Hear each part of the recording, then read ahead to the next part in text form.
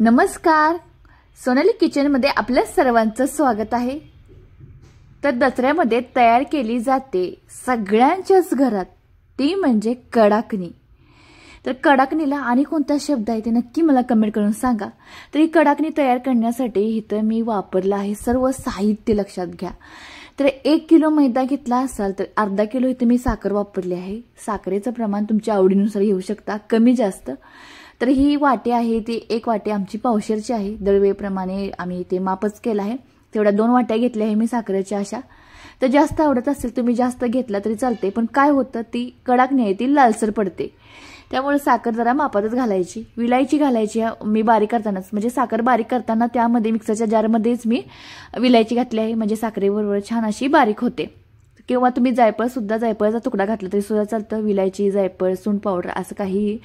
तर इथे विलायची घालून घेतली आहे, एका टोपामध्ये घालून घ्यायचं।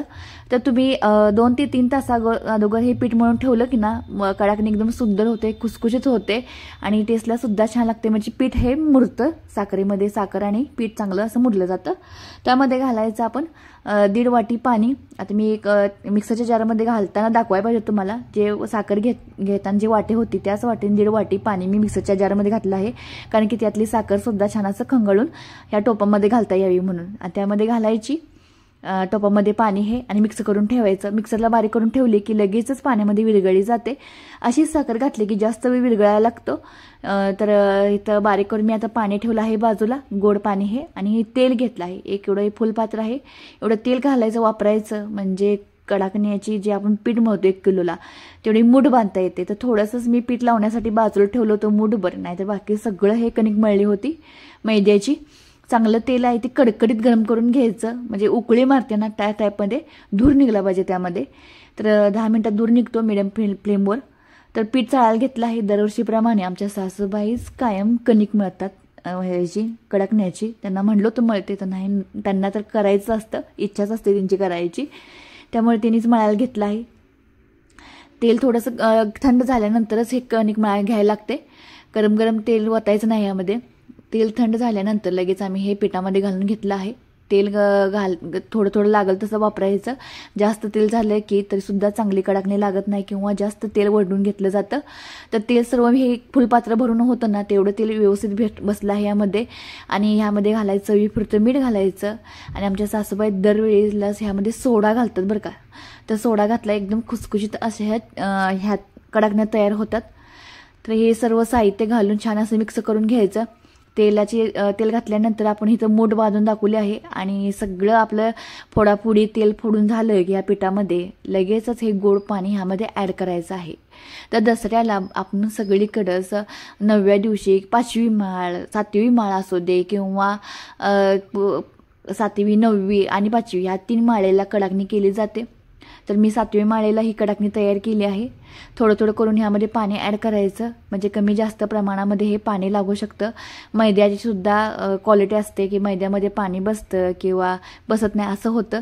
तर जेवढं पाणी होतं तेवढं सगळं ह्यामध्ये घातलं आहे। थोडंसं शिल्लक ठेवलं होतं, कारण की 2 तासासाठी भिजत घालावं लागतं आणि कडक होतं, आणि नंतर हे पीठ मऊ पडावं ह्यामध्ये पाणी दुसरं ॲड करता कामा नये म्हणून हे थोडंसं पाणी शिल्लक ठेवावं लागतं।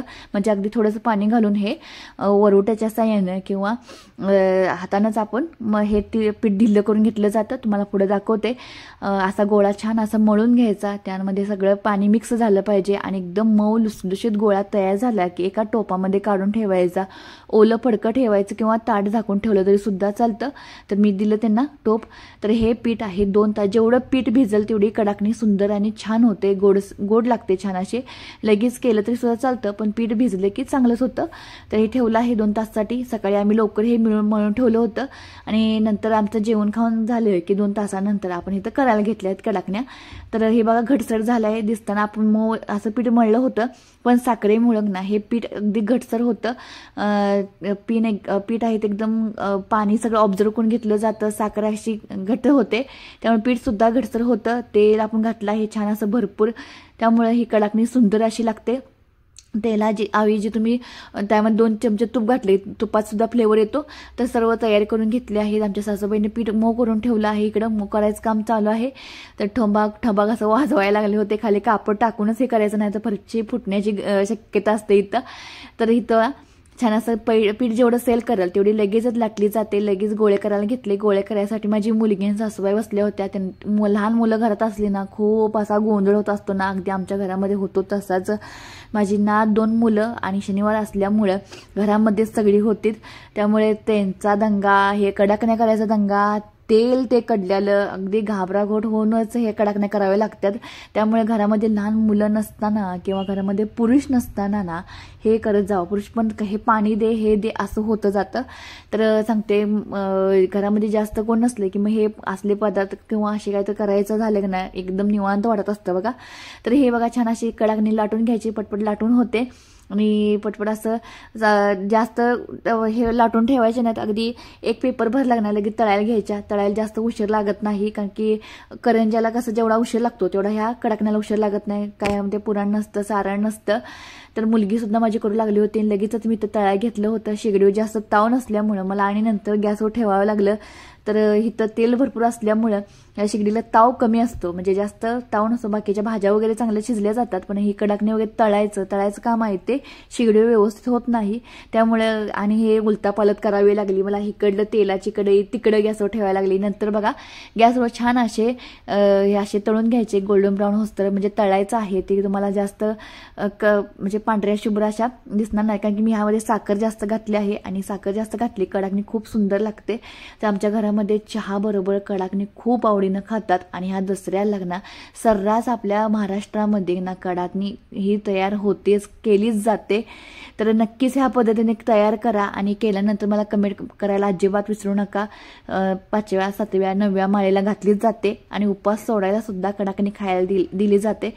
तर असंच सोनाली किचन पाहत राहा आणि आवडला असेल तर व्हिडिओ लाईक करा, शेअर करा आणि सबस्क्राईब मात्र करायला अजिबात विसरू नका.